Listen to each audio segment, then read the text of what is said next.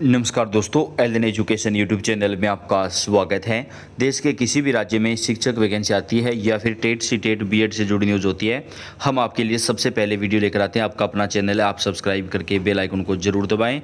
दोस्तों, बीएड वालों के लिए बड़ी खुशखबरी आ रही है। नई शिक्षक भर्ती ऑनलाइन आवेदन शुरू हो चुके हैं। शिक्षक भर्ती में नया नियम लागू किया गया है। सभी राज्यों के अभ्यर्थी इस वैकेंसी के लिए ऑनलाइन आवेदन कर सकते हैं, यानी इसमें किसी एक स्टेट के लिए नहीं है, सभी राज्यों के अभ्यर्थी आवेदन कर सकते हैं। अगर आपने बीएड किया हुआ है तो आप इसमें ऑनलाइन आवेदन भर सकते हैं। इस वैकेंसी में आपको क्या कुछ करना होगा, कैसे आवेदन करना है, इसकी पूरी जानकारी आपको डिटेल से इस वीडियो के अंदर प्रदान की जाएगी, तो लास्ट तक वीडियो को आप पूरा जरूर देखें। तो चलिए शुरू करते हैं। एडवर्टाइजमेंट में वही सैलरी देंगे बट पोस्ट कम है, लेकिन जो भी पोस्ट है किसी के यूज आ जाए। चलिए देख लेते हैं डिटेल्स।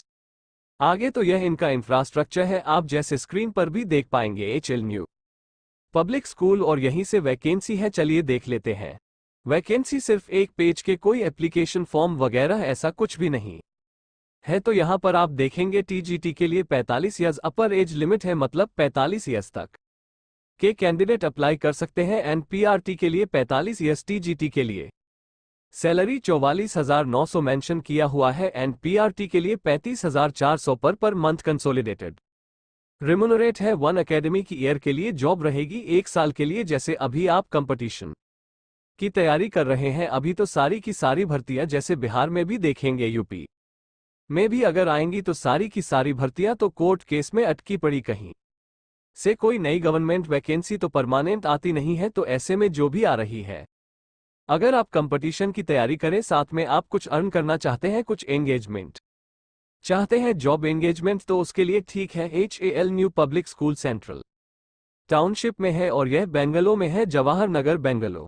5,60,037 27 अगस्त को रिलीज हुई है। Applications are invited for the following post on ad hoc basis. HAL new public school Bangalore में, कर्नाटका में। इसमें पीआरटी के लिए मैथमेटिक्स सब्जेक्ट के लिए, जिसमें कि मैथ्स मेन सब्जेक्ट होना चाहिए।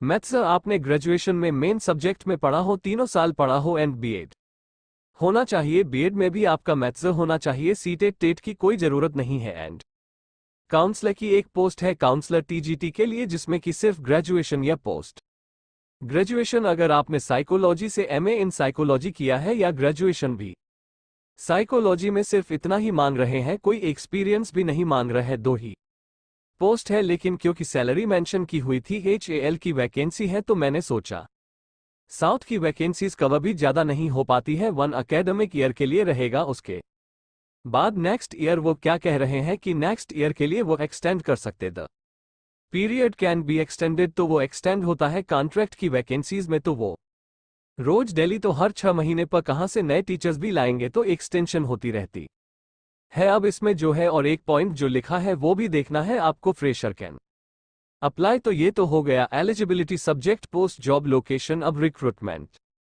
प्रोसेस में शामिल कैसे होना है, मोस्टली मैं वीडियो में बता देती हूं कि रिक्रूटमेंट प्रोसेस में पहले अप्लाई करना है या डायरेक्ट वर्किंग इंटरव्यू है। ऐसे कुछ कैंडिडेट हैं जो बता रहे हैं बहुत जगह अप्लाई किया लेकिन कहीं से कॉल नहीं आता है, तो ऐसे कैंडिडेट वॉक इन इंटरव्यू में जरूर जाया करें। एटलीस्ट उनको पता चलेगा कि वॉक इन इंटरव्यू में गए तो क्यों सिलेक्शन नहीं हो रही है, या सिलेक्शन के चांसेस भी बढ़ जाते हैं जहां डायरेक्ट वॉक-इन इंटरव्यू होती है। तो ऐसे जितने भी कैंडिडेट हैं जो फील कर रहे हैं कि हाँ बहुत जगह एप्लीकेशन किया लेकिन नहीं हो पा रहा है, कहीं से कॉल नहीं आ रही है, शॉर्टलिस्ट नहीं हो रहा, तो ऐसे कैंडिडेट सर्च करें वर्क इन इंटरव्यू। मेरे नु पर भी मैं वर्क इन काफी कवर करती रहती हूं। वर्क इन में जाकर आपको बिल्कुल क्लियर पता भी चलता है कि सिलेक्शन नहीं होने की वजह क्या है और कहां पर इंप्रूव कर सकते हैं। दूसरी चीज ये रहती है कि अगर अच्छा रहेगा सब कुछ इंटरव्यू वगैरह, तो सिलेक्शन के चांसेस भी ज्यादा रहते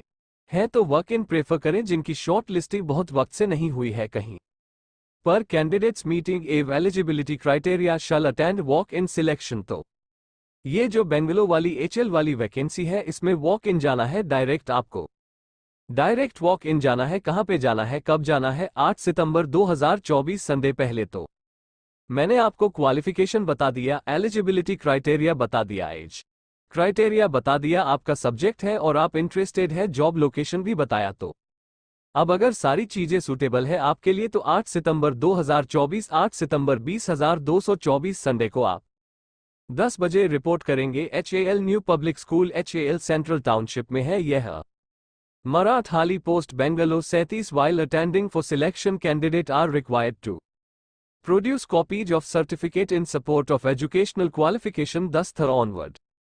जितने पासिंग सर्टिफिकेट है, मार्कशीट है, आइडेंटिटी प्रूफ है, पासपोर्ट साइज फोटोग्राफ है, एज प्रूफ के लिए 10 का मार्कशीट लगेगा। ये सारी चीजें अगर एक्सपीरियंस है तो एक्सपीरियंस लेटर कैरी करेंगे, नहीं है फ्रेशर है तो कोई बात नहीं है। ये सारा आप जो है ना फोटोकॉपीज वगैरह कैरी कर कुछ तो हार्ड कॉपी भी रखेंगे, मेन ओरिजिनल कॉपी जैसे कि एज प्रूफ के लिए, आइडेंटिटी प्रूफ के लिए, पासपोर्ट साइज फोटोग्राफ वगैरह। तो होप आप स्क्रीनशॉट ले ले, बाकी जितनी भी डिटेल्स है यहां से आप स्क्रीनशॉट ले सकते हैं। तो पहले तो अपर पोर्शन में है कि एडवर्टाइजमेंट कहां से है, जॉब लोकेशन, फिर पीआरटी मैथ्स के लिए एक पोस्ट है, टीजीटी काउंसलर के लिए पीआरटी के लिए ग्रेजुएट मैथमेटिक्स से 3 इयर्स आपने 3 साल मैथ्स पढ़ा हो, बीएड कास्ट के लिए ग्रेजुएट या post graduate in psychology. Age criteria आपको देखना है, सैलरी स्क्रीनशॉट ले सकते हैं जो आराम से बैठ के टर्म्स एंड कंडीशंस पढ़ना चाहते हैं वह सीरियल नंबर 1 से लेकर सीरियल नंबर 4 तक टर्म्स एंड कंडीशंस